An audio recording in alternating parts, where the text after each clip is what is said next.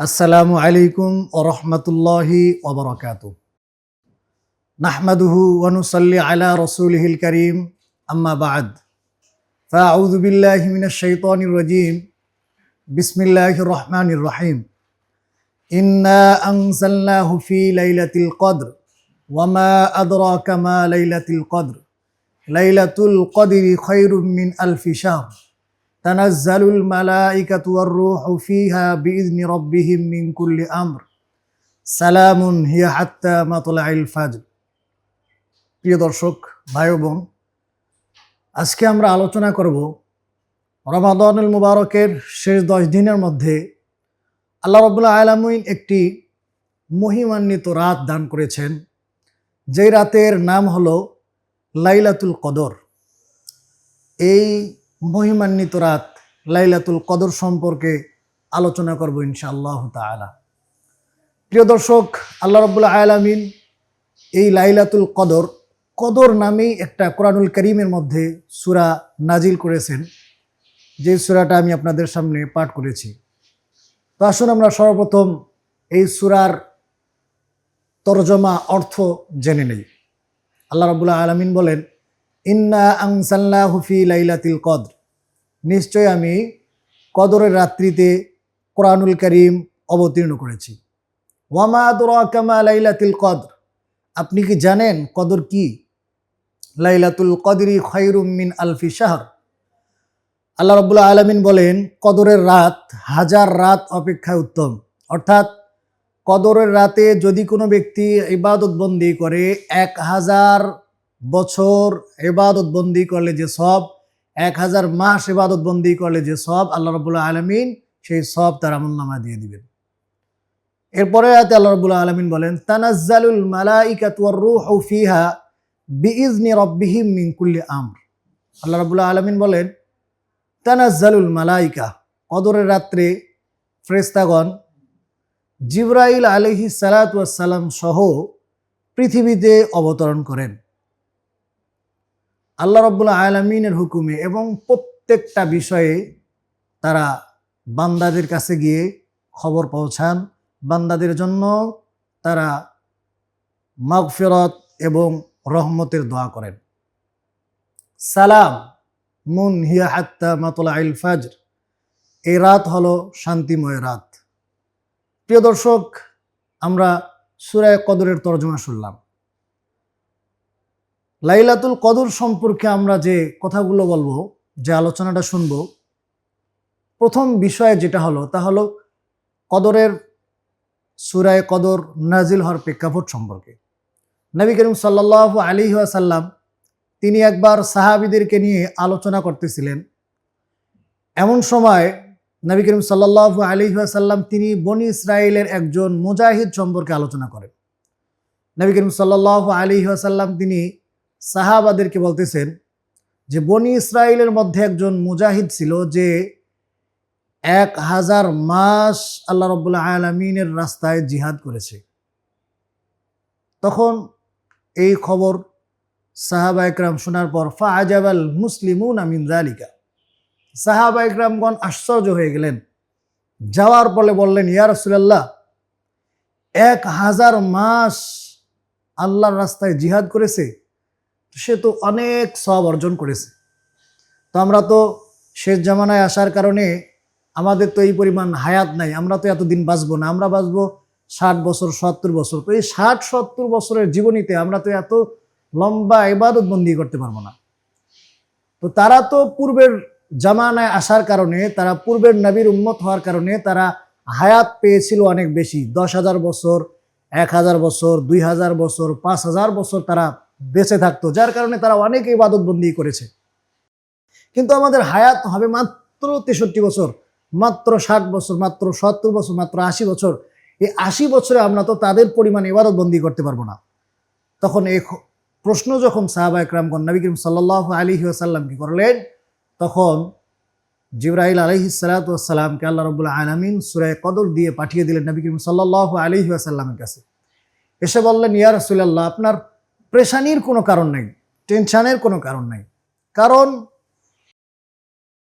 পূর্বের জামানার নবীর উম্মতের হায়াত যদিও ছিল অনেক বেশি, কিন্তু আপনার উম্মতকে আল্লাহ রাব্বুল আলামিন কিছু অফার দান করেছেন, কিছু রাত্রি দান করেছেন। এই রাত্রিগুলোতে যদি আপনার উম্মত ইবাদত বন্দি করে, তাহলে পূর্বের জামানার উম্মতেরা যে ইবাদত বন্দি করেছে তার থেকে তারা বেশি সওয়াব অর্জন করবে। তখন জিবরাইল আলাইহিস সালাম বললেন, জিন্না আনসালনাহু ফি লাইলাতিল কদর ওয়া মা আদরাকা মা লাইলাতুল কদর লাইলাতুল কদরি খায়রুম মিন আলফি শাহর।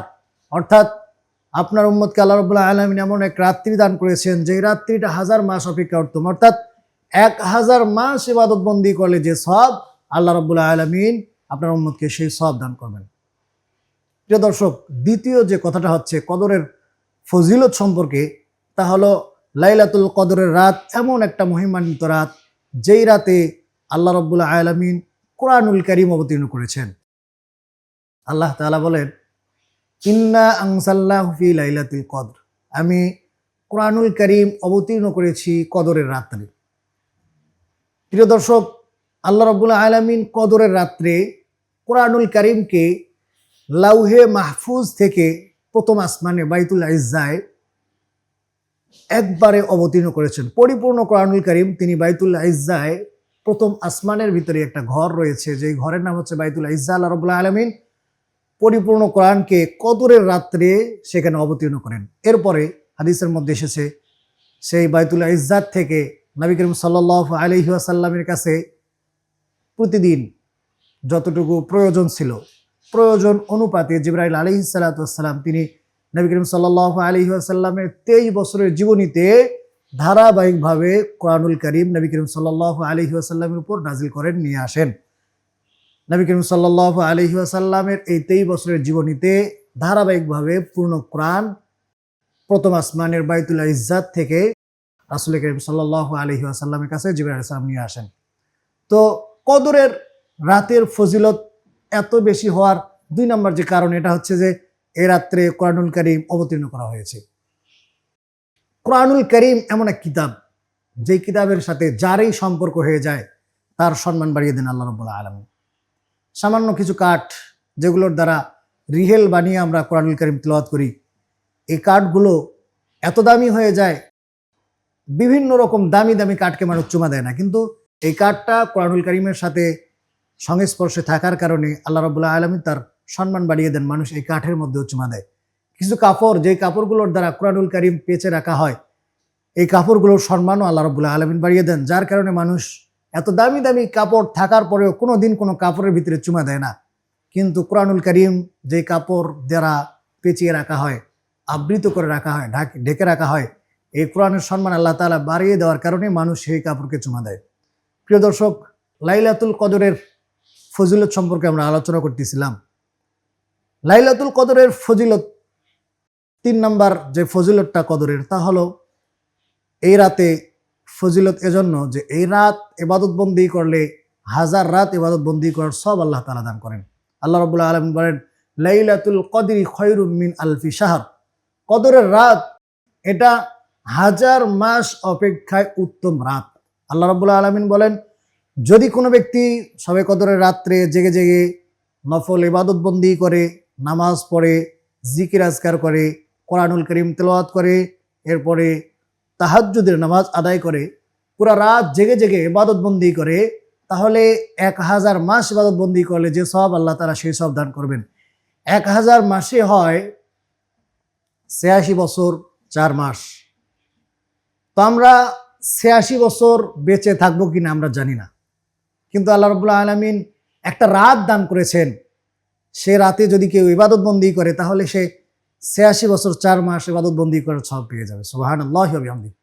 প্রিয় দর্শক, আসুন আমরা শুনি এই রাতটা কবে, কোন রাত আমাদেরকে ইবাদত বন্দি করতে হবে, কোন রাতে ইবাদত বন্দি করলে আমরা এই সওয়াব অর্জন করব। প্রিয় দর্শক, নবী করিম সাল্লাল্লাহু আলাইহি ওয়াসাল্লাম তিনি বলেন যে কদরের রাত এটা তোমরা রমাদানুল মুবারকের শেষ দশকের বেজর রাতগুলোতে তালাশ করো। নবী করিম সাল্লাল্লাহু আলাইহি ওয়াসাল্লাম তিনি হাদিসের মধ্যে বলেন, তাহাররাও লাইলাতুল কদরি ফিল উইতরি মিন আশরিল আওয়াখির মিন রমাদান। নবী করিম সাল্লাল্লাহু আলাইহি ওয়াসাল্লাম বলেন যে রমাদানুল মুবারকের শেষ দশকের বেজর রাতগুলোতে তোমরা লাইলাতুল কদর তালাশ করো। বেজর রাতগুলো যেমন 21তম রাত, অর্থাৎ 21তম রোজার রাত যেটা আছে, অর্থাৎ 20 রোজা শেষ হওয়ার পরে 21তম রোজার যে রাতটা আসে, এই রাতেই লাইলাতুল কদর হওয়ার সম্ভাবনা রয়েছে। নবী করিম সাল্লাল্লাহু আলাইহি ওয়াসাল্লাম বলেছেন যে বেজর রাতগুলো, অর্থাৎ 21তম রোজার রাত, এরপরে 23তম রোজার রাত, এরপরে 25তম রোজার রাত, এরপরে 27তম রোজার রাত, এরপরে 29তম রোজার রাত, এই রাতগুলোতে তোমরা লাইলাতুল কদর তালাশ করো। এই রাতগুলোতে যদি ইবাদত বন্দি করতে পারো, আশা করা যায় তোমরা লাইলাতুল কদর পেয়ে যাবে। নবী করিম সাল্লাল্লাহু আলাইহি ওয়াসাল্লামের কথা এটা। নবী করিম সাল্লাল্লাহু আলাইহি ওয়াসাল্লাম তিনি বলেন যে আমাকে লাইলাতুল কদর দেখানো হয়েছিল, কিন্তু আমি সেই লাইলাতুল কদর ভুলে গিয়েছি। কারণ ভুলে গিয়েছি, এর মধ্যে আমার উম্মতের জন্য কল্যাণ রয়েছে। নবী করিম সাল্লাল্লাহু আলাইহি ওয়াসাল্লাম বলেন, আমি যেই রাত্রে লাইলাতুল কদর পেয়েছিলাম, তার পরের দিনে আমরা স্বপ্নের ভিতরে দেখি যে আমার সকালবেলাটা, লাইলাতুল কদরের সকালবেলাটা এমন ছিল, আমি মাটি এবং কাদার মাঝখানে সিজদা করতেছি। নবী করিম সাল্লাল্লাহু আলাইহি ওয়াসাল্লাম বলেন যে আমাকে যে লাইলাতুল কদর ভুলিয়ে দেওয়া হয়েছে, এর মধ্যে আমার উম্মতের জন্য কল্যাণ রয়েছে। কারণ আমাকে যদি লাইলাতুল কদর জানানো হইতো, তাহলে আমার উম্মত শুধু এক রাত ইবাদত বন্দি করতে, এখন তারা 5 রাত ইবাদত বন্দি করবে। বেজর রাতগুলো, রমজানুল মুবারকের বেজর রাত 5টা রাত ইবাদত বন্দি করবে, তারা আরো অনেক সওয়াব অর্জন করতে পারবে। এই জন্য নবী করিম সাল্লাল্লাহু আলাইহি ওয়াসাল্লাম বলেন যেটা আমার উম্মতের জন্য কল্যাণ। প্রিয় দর্শক, আমরা জানতে পারলাম যে রমাদানুল মুবারকের শেষ 10 দিনেই রয়েছে, সে 10 দিনের বেজর রাতগুলো রয়েছে লাইলাতুল কদর। তাই আমরা প্রত্যেকেই শেষ 10 দিনের বেজর রাতগুলো ইবাদত বন্দি করার চেষ্টা করব। নবী করিম সাল্লাল্লাহু আলাইহি ওয়াসাল্লাম আলো বলেছেন যে কদরের রাত্রের কিছু আলামত রয়েছে, সেটা হলো যে লাইলাতুল কদরের রাতটা এমন রাত হবে যে রাতে একদম বেশি গরম হবে না, আবার বেশি ঠান্ডাও লাগবে না, অর্থাৎ মাঝামাঝি একটা সুন্দর পরিবেশ থাকবে সেই রাত্রে। তো আমরা যদি এই রাতটা পেয়ে যাই, অবশ্যই আমরা ইবাদত বন্দি করার চেষ্টা করব। প্রিয় দর্শক, লাইলাতুল কদরের ফজিলত সম্পর্কে নবী করিম সাল্লাল্লাহু আলাইহি ওয়াসাল্লাম হাদিসের মধ্যে বলেন, মান কামা লাইলাতুল কদরি ঈমানান ওয়া ইহতিসাবান গুফিরা লাহু মা তাকদ্দামা মিন যামবি। নবী করিম সাল্লাল্লাহু আলাইহি ওয়াসাল্লাম বলেন, মান কামা লাইলাতুল কদর, যে ব্যক্তি লাইলাতুল কদরে, কদরের রাত্রে আল্লাহ রাব্বুল আলামিনকে রাজি খুশি করার জন্য, আল্লাহ রাব্বুল আলামিনকে ভালোবাসার জন্য যারা দাঁড়িয়ে দাঁড়িয়ে ইবাদত বন্দি করবে, আল্লাহ রাব্বুল আলামিন তার আগের সব গুনাহগুলো মাফ করে দিবেন। সুবহানাল্লাহি ওয়া বিহামদিহি। প্রিয় দর্শক, একটা রাত মাত্র যদি আমরা ইবাদত বন্দি করতে পারি, শুধুমাত্র একটা রাত, এই রাতটা ইবাদত বন্দি করতে পারলেই আল্লাহ রাব্বুল আলামিন আমাদের পূর্বের যে গুনাহগুলো আছে, আল্লাহ তাআলা আমাদের পূর্বের গুনাহগুলোকে মাফ করে দিবেন। তাই আমরা প্রত্যেককে চেষ্টা করব এই রাতগুলো ইবাদত বন্দি করার জন্য। নবী করিম সাল্লাল্লাহু আলাইহি ওয়াসাল্লাম তিনি আরো বলেন যে লাইলাতুল কদর এটা এমন রাত, আল্লাহ রাব্বুল আলামিন এই রাতের ব্যাপারে বলেন যে তানাজ্জালুল মালাইকাতু ওয়ার রূহু ফিহা বিইজনি রাব্বিহিম মিন কুল্লি আমর। আল্লাহ রাব্বুল আলামিনের হুকুমে প্রত্যেকটা বিষয়ে নিয়ে জিবরাইল আলাইহিস সালাতু ওয়াস সালাম ফেরেশতাদেরকে নিয়ে তিনি পৃথিবীতে চলে আসেন। এবং এই রাত্রে যারা ইবাদত বন্দি করে, যারা দাঁড়িয়ে দাঁড়িয়ে নামাজ পড়ে, যারা দাঁড়িয়ে দাঁড়িয়ে নফল ইবাদত বন্দি করে, যারা দাঁড়িয়ে দাঁড়িয়ে তাহাজ্জুদ পড়ে, যারা এই রাত জেগে জেগে কোরআনুল কারীম তেলাওয়াত করে, আল্লাহ রাব্বুল আলামিন বলেন যে ফেরেশতারা তাদের কাছে গিয়ে তাদের গুনাহ মাফ হওয়ার জন্য দোয়া করেন। এবং এই রাত্রেই আল্লাহ রাব্বুল আলামিনের হুকুমে জিবরাইল আলাইহিস সালাতু ওয়াস সালাম ফেরেশতাদেরকে নিয়ে আসেন, এবং প্রত্যেকটা ফেরেশতা মানুষের মাগফিরাতের জন্য এবং মানুষের যারা দাঁড়িয়ে দাঁড়িয়ে ইবাদত বন্দি করে তাদের জন্য রহমতের দোয়া করতে থাকেন। প্রিয় দর্শক, তাই আমরা প্রত্যেকেই লাইলাতুল কদর তালাশ করব, কোন রাত্রে লাইলাতুল কদর হবে। এবং নবী করিম সাল্লাল্লাহু আলাইহি ওয়াসাল্লামের দিক নির্দেশনা দিয়েছেন যে রমাদানুল মুবারকের শেষ দশকে রয়েছে লাইলাতুল কদর, এবং সেই দশকের বেজর রাতগুলোতে আমরা লাইলাতুল কদর তালাশ করার চেষ্টা করব। প্রিয় যুবক ভাই এবং প্রিয় দর্শকবৃন্দ, আমরা কি পারি না আমাদের রমাদানুল মুবারকের শেষ 10 দিনটা আল্লাহ রাব্বুল আলামিনের জন্য বিলিয়ে দিতে? আমরা সামনে রমজান পাবো কিনা আমরা জানি না। আমাদের মধ্যে অনেকেই যারা আমাদের সহপাঠী রয়েছে, যারা আমাদের বন্ধু বান্ধব রয়েছে, আত্মীয় স্বজনের ভিতরে অনেকে রয়েছে যাদেরকে আমরা গত রমজানে পেয়েছিলাম, কিন্তু এই রমজানে আমরা তাদেরকে পাই না, তারা আমাদের কাছে নাই। অনেক সহপাঠী এমনও ছিল, আমারও কিছু সহপাঠী ছিল যাদেরকে নিয়ে গত রমজানে আমরা একসঙ্গে ঈদ উদযাপন করেছি, ঈদের আনন্দ উপভোগ করেছি। রমাদানুল মুবারকের ইফতারিগুলো আমরা একসাথেই করেছি, রমাদানুল মুবারকের তারাবিগুলো আমরা একসঙ্গেই পড়েছি, কিন্তু এ রমজানে তাদের অনেককে আমরা হারিয়ে ফেলছি। তাই প্রিয় দর্শক, আমার পক্ষ থেকে উদ্যত আহ্বান তা হলো যে আমরা সামনে রমজান পাবো এর কোনো গ্যারান্টি নেই। কারণ আল্লাহ রাব্বুল আলামিন বলে দিয়েছেন যে ফাইদা জাআ আজালুহুম লা ইস্তাখিরুনা সাআতাম ওয়া লা ইস্তাকদিমুন, মানুষের কখন মৃত্যু এসে যাবে এটা কেউ বলতে পারবে না। মৃত্যু আসার পর তাদের এক সেকেন্ড এদিক সেদিক হবে না। তাই আমরা যেহেতু আমাদের মৃত্যু কবে জানি না, আর সামনে রমজান পাবো কিনা এরও কোনো গ্যারান্টি নাই, এজন্য আমরা প্রত্যেককে চেষ্টা করব যে রমাদানুল মুবারকটাকে সাফল্যমণ্ডিত করে যেন আমরা ইবাদত বন্দি করে লাইলাতুল কদর পেয়ে আমরা যেন রমাদানুল মুবারকটাকে বিদায় দিতে পারি। এজন্য আমরা আমাদের শেষ দশকে বেশি বেশি ইবাদত বন্দি করব। নবী করিম সাল্লাল্লাহু আলাইহি ওয়াসাল্লাম তার জীবনের দিকে যদি আমরা তাকাই, তাহলে নবী করিম সাল্লাল্লাহু আলাইহি ওয়াসাল্লাম তিনি শেষ দশকে বেশি বেশি ইবাদত বন্দি করার জন্য তিনি মসজিদে নববীতে তিনি ইতিকাফ করতেন। নবী করিম সাল্লাল্লাহু আলাইহি ওয়াসাল্লামের মাদানী জীবনীতে তিনি এমন কোনো ইতিকাফ, এমন কোনো রমাদান যায় নাই যে রমজানে তিনি ইতিকাফ করেন নাই। কারণ লাইলাতুল কদর পাওয়ার মুখ্যম সময় হচ্ছে ইতিকাফ।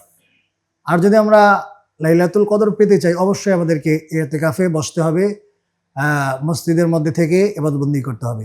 শুধু একটা রমজান পাওয়া যায় যে রমজানে নবী করিম সাল্লাল্লাহু আলাইহি ওয়াসাল্লাম তিনি ইতিকাফ করতে পারেন না, এটা ভিন্ন কারণে, পারিবারিক বিষয়ে তিনি ওই ইতিকাফটা করতে পারেন নাই। তবে এমন কোনো রমজান যায় নাই যে রমজানে তিনি ইতিকাফ করেন নাই।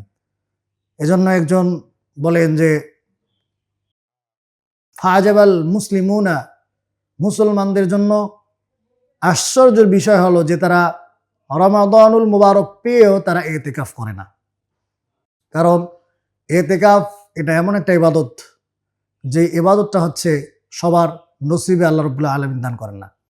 যাদেরকে আল্লাহ রাব্বুল আলামিন পছন্দ করেন, ভালোবাসেন, তাদের মাধ্যমে ইতিকাফ করান। আমাদের গ্রামগঞ্জে, আমাদের শহরগুলোতে এখন কি বলবো, বড়ই আফসোসের বিষয়, সেটা হচ্ছে যে ইতিকাফ করার জন্য মানুষ ভাড়া করে নিয়ে আসতে হয়।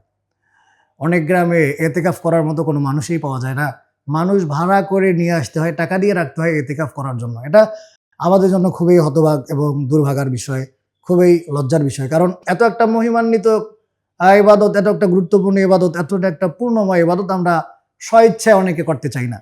কিন্তু আমার পক্ষ থেকে উদ্যত আহ্বান হলো, যদি আমরা লাইলাতুল কদর পেতে চাই তাহলে অবশ্যই আমাদেরকে ইতিকাফ করতে হবে। আল্লাহ রাব্বুল আলামিন আমাদেরকে রমাদানুল মুবারকের শেষ 10 দিন ইতিকাফ করে লাইলাতুল কদর পেয়ে যেন আমাদের গুনাহগুলোকে মাফ করতে পারি। আল্লাহ রাব্বুল আলামিন আমাদেরকে তৌফিক দান করুন। ওয়া আখিরু দাওয়ানা আলহামদুলিল্লাহি রাব্বিল আলামিন। আসসালামু আলাইকুম ওয়া রাহমাতুল্লাহি ওয়া বারাকাতুহু।